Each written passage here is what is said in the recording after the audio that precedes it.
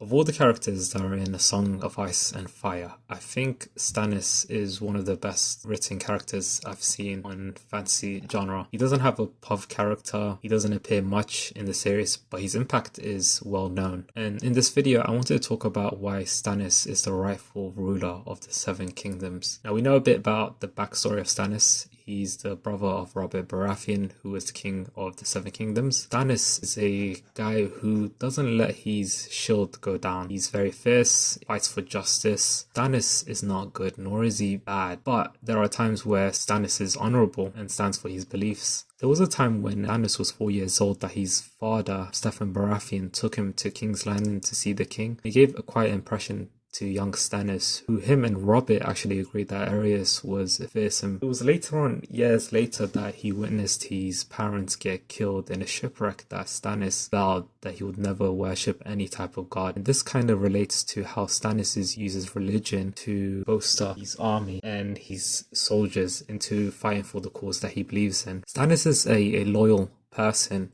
When Robert's rebellion happened, Stannis could have easily taken Aerys' side. I mean, he was the rightful ruler, but Stannis actually stood by his brother's side and fought with him. There was a time later on that Mace Tyrell, the leader of the Reach, actually stood a siege in Storm's End. Stannis, being Stannis, stood by that and didn't actually give up, even though his people and his younger brother Renly were starving to death. This is quote Donell Noy about Stannis, him describing Robert, Stannis and Renly. For those of you who don't know who Donell Noy is, he's actually the blacksmith of the Baratheon brothers. It was actually him who lost an arm during Robert's rebellion and then took the black. This great quote is actually what I love so much. It's basically this: Robert was true still. Stannis is pure iron, black and hard and strong, yes, but brittle, the way iron gets. Breaks before he bends, and Renly, that one, he's copper, bright, shiny, pretty to look at, not worth all that much at the end. And it shows that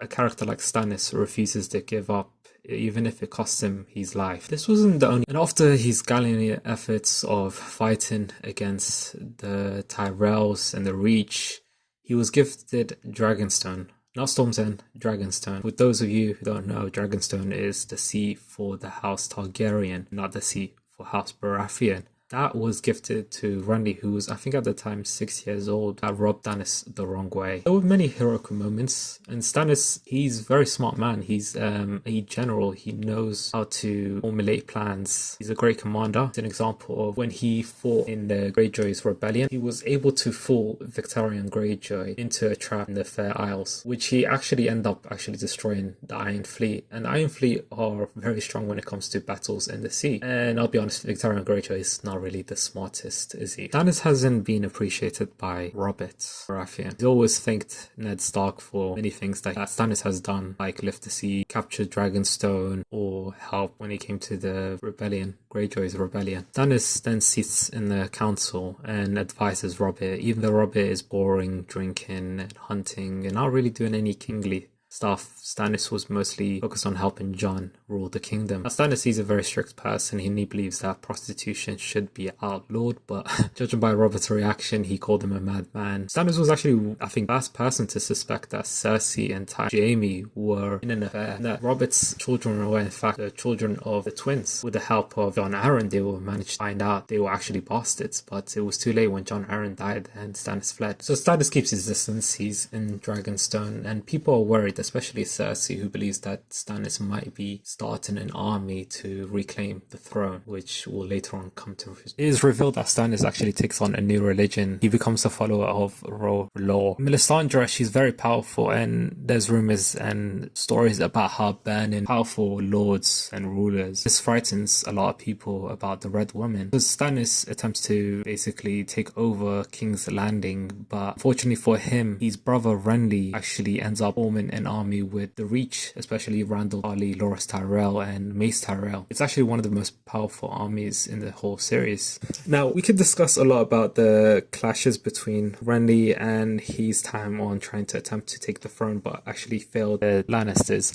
But I want to focus mostly on Storm's End and Stannis' role in that. Now, during the time, there was a huge army forming beyond the wall by a man named Mance Rayder, who became the king beyond the wall. And Aemon Targaryen, who was maester of the Castle Black, needed help. And so he sent letters, and he's a very smart man. He didn't just send letters to one king, like many of the kings who were claiming that they would be the kings of Seven Kingdoms. You got Robb Stark, who's the king of the North. You got Stannis, who's Balon Greyjoy. You also got Free Baratheon, and Renly was already dead by then. And so Stannis actually gets the call, and it's by the help of Davos. So Stannis, he's a very wise man. He listens to his advisors, and the point of being a king is to be the protector of the realm. And how can you be a protector of the realm if you ignore the cause of your people? And Stannis realizes that he made the mistake of putting the cart, I think it was the cart before the horse, yeah, the cart before the horse. And so Stannis accepts the call, and actually for him, he came at the right time where he could suppress Mance's army and stop of the free fall.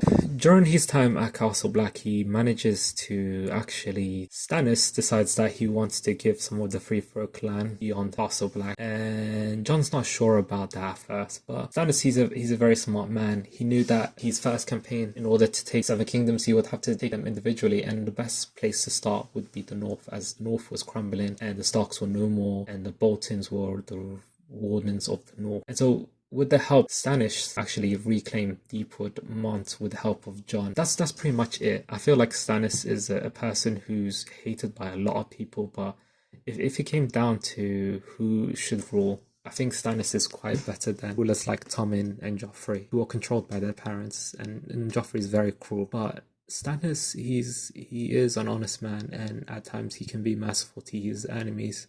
We're going to see a lot of Stannis in the Winds of Winter. We know that there's going to be a big battle in the north, especially the Battle of Ice. But yeah, that's pretty much it. Hope you like this video. I'm going to be making more videos in the future, and peace out.